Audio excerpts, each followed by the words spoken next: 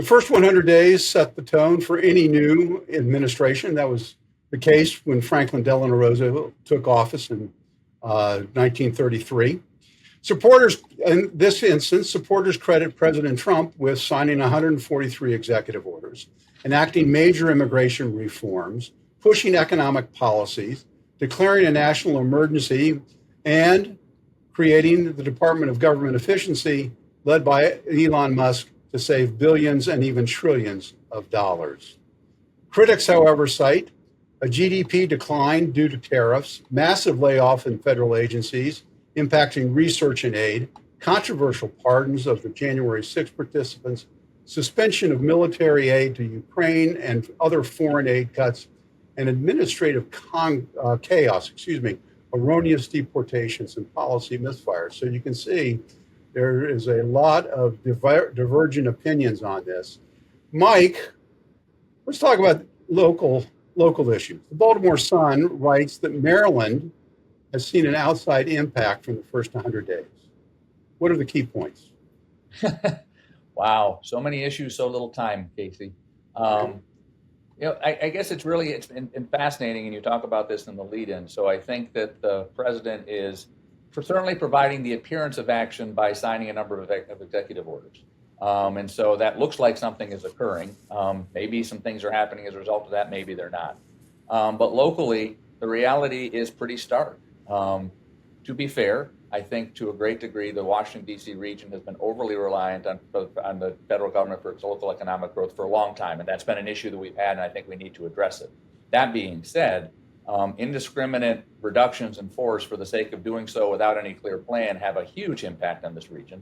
The reductions in spending at NIH will not just impact people and personnel, but will certainly have a significant impact on innovation both locally and across the country, and looking at new research discoveries and being able to commercialize those discoveries. Those are out the window. Looking at what we're doing at FDA, we're putting people's health at risk across the country by not being able to adequately staff that agency. There are so many different things that you can put out there. And then you look at more globally, and you look at the overturning of due process, the rule of law. It's really and fascinating to look at how, on the one hand, he and his administration don't have to follow laws or appropriations that have been passed by Congress, but we should adhere to the executive order that I just signed because that's somehow different than the other laws. Not exactly sure how that plays. So, I mean, Casey, I could go on for a really long time, and not the least of which, we're going to look at the fact that he had inherited one of the strongest economies that we've had in history, and at least certainly in the last 60 years, and he managed to decimate that within 90 days for no particularly good reason other than the fact he wanted to say we did tariffs because he said tariffs a lot on the campaign trail. And so we're kind of in a situation now where everything is declining because of decisions and poor planning. Well, I will point out, Mike, that the job numbers came out today. And there's still a strong job market and unemployment is low. So maybe there's a little balance there in the economy that we haven't that we have to take a wait and see look at. A 10% reduction in the stock market on the basis of tariffs for just because, going back to Nixon, we haven't seen anything like that in 50 years. And things were fine. Well, like they said in that famous old movie, buckle up, we're in for a bumpy ride. Stacey, columnist Liz Peek, however, says to ignore the biased polls that show that Trump is popularity is declining because Trump voters love his first 100 days. What do you think? Do I love Trump's first 100 days? I can state unequivocally yes and no. But first I want to say to Mike, it seems that there's a little bit of amnesia in the Democrat Party right now because Biden was doing a lot of these executive orders himself. He closed the border. I mean, he did a lot of things like that, we would consider skirting the law when he was doing the student loans. So I think that we need to be careful about calling the kettle black. Now, okay, I don't disagree, Stacey, but the reality was the question was comment on Trump's 100 days. And unfortunately, I think there always is a kind of this notion of deflection of, well, this guy did something, so therefore what this guy did is okay. And I think I commented on where Trump was, not necessarily an analysis of what we did with Biden. And so I don't disagree. All presidents use executive orders, although no one's used 143 in 100 days. I'll give you that. Casey, back to your question about, first of all, I think Liz Peek is spot on. We live in a world of ever-changing themes and memes, and polls are just a snapshot of a moment in time.